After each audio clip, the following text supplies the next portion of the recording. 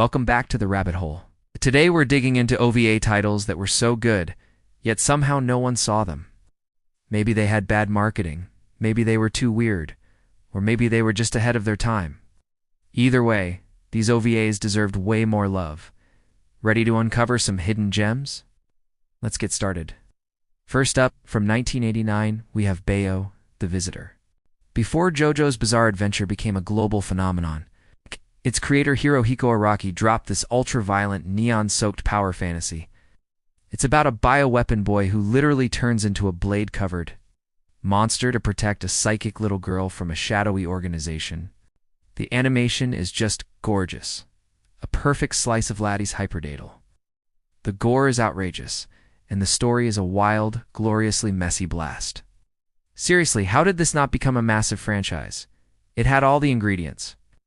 Next, let's get moody with 1997's Twilight of the Dark Master. Imagine Vampire Hunter D, but even more atmospheric and drenched in shadow. You get slick, cybergoth visuals, demons stalking the city in trenchcoats, and one of the most stylish final battles of the entire decade.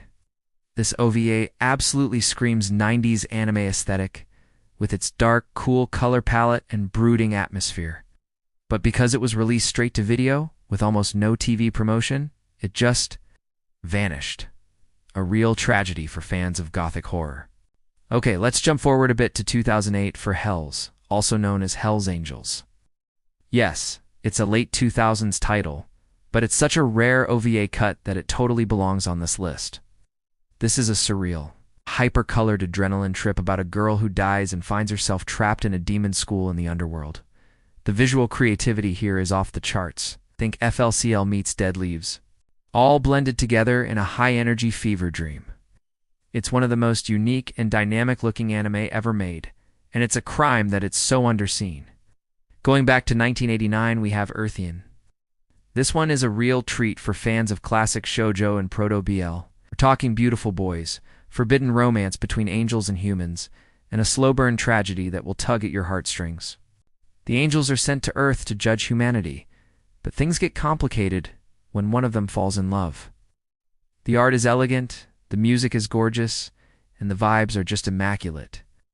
Since it never aired on TV in most places, it fell into obscurity, but it's a beautiful piece of anime history.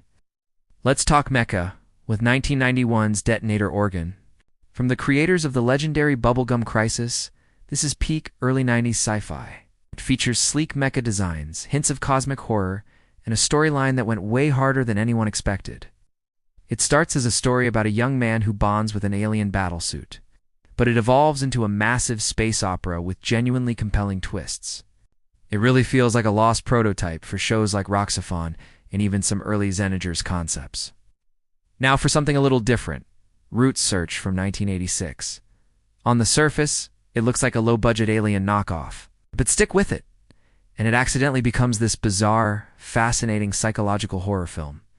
A small crew of astronauts is trapped on a derelict ship, with a powerful Esper who can read their darkest thoughts and manifest their worst fears.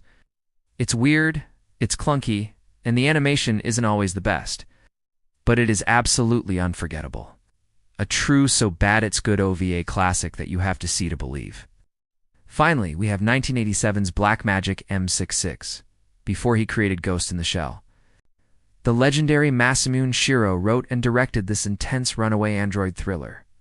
When two military-grade android assassins are accidentally unleashed on a city, a freelance journalist gets caught in the crossfire trying to protect the creator's granddaughter. The pacing is incredibly tight, the action is brutal and realistic, and the killer robot would give the Terminator a run for his money. This is easily one of the best action OVAs ever made, but it was overshadowed by bigger cyberpunk titles that came later. And that's it for part 6. So many incredible titles lost to time. Which one of these do you think deserves a modern comeback? Let me know in the comments for our next deep dive. Should we do a special episode on lost mech OVAs, forgotten fantasy, or horror-only OVAs? We're not done digging through the vault yet, so make sure you're subscribed for more anime archaeology. Thanks for watching, and see you next time.